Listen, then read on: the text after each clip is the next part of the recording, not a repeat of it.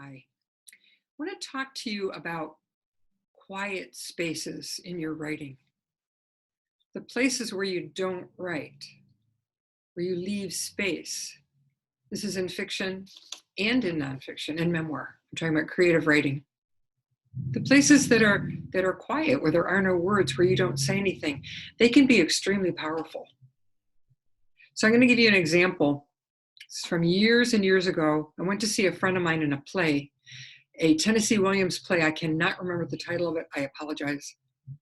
But it was one where there was domestic violence, which isn't that unusual in Tennessee Williams.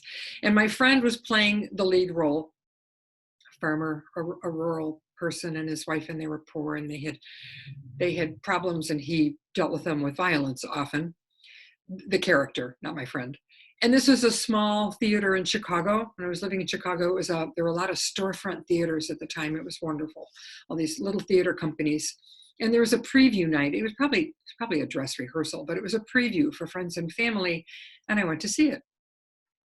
And the last scene of the first act, the husband his wife, grabs the woman and pulls her into their little shack. And then I had read the play at some point years before, and then you don't know anything until the next act. He just drags her into the shack, and then the act is over, the scene is over, the act is over, and in act two, scene one, she comes out of the house beaten, bruised. And it's very powerful because, okay, so when I went to see the play, he drug the woman into the shack, and then you hear the beating. And then the lights go down on the beating. You hear her, the cries and the punches and the things being thrown. And I'm like, And then it ends. And then it's act two, scene one. And she comes out bruised. And I'm like, anticlimactic. We already knew she was bruised. So, and Tennessee Williams knew that. He knew not to talk about the beating. Yeah, it was a play, so it's a little different. But if you were writing a story, drug her into the house, she came out, later, a couple hours later, you could see by the light it was different. It was later, beaten, and see how powerful that is, that silence in there. And so I mentioned it to my friend, just because he asked me how it was, and I said I thought it was really good, but I wondered about the decision to hear them. And he talked to the director, and they changed it. I was like, wow, oh, really? And I saw it on opening night, and wow, see, Tennessee Williams knew. Much more powerful to have that silence. We don't need to fill every space with explanation. Now, it's a little bit of a dance because you have to decide what you can leave out. You have to set it up so that it's clear, although it may not always be totally clear. I just finished watching Queen's Gambit on Netflix, which is based on a novel. Sorry, I should have looked up I forgot who the author of it is. And I don't know how much it was changed, but it's about a chess player, which I thought, oh, that's going to be boring. Not. Oh man, it's really good.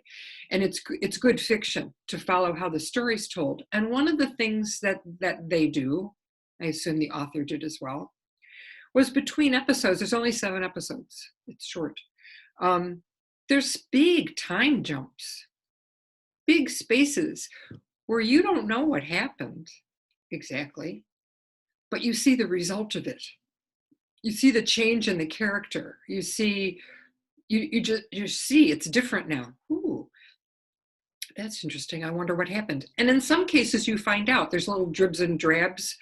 It's not flashback. It's just information will come through maybe a memory, but a conversation or something will be referred to. So you get little tiny pieces woven in, and some stuff you just don't know.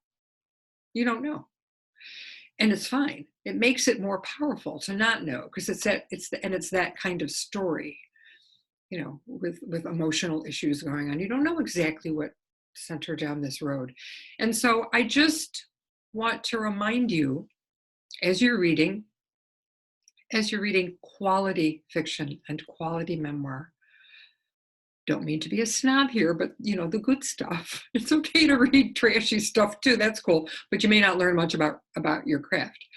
Um, trashy. I mean, just purely entertaining. That's awesome. But read good stuff to see how the authors use their quiet spaces, because there's a lot of power in those spaces. You can use gesture. You can, there's a lot of ways. Start being mindful of how you can let the silence do some of the work for you.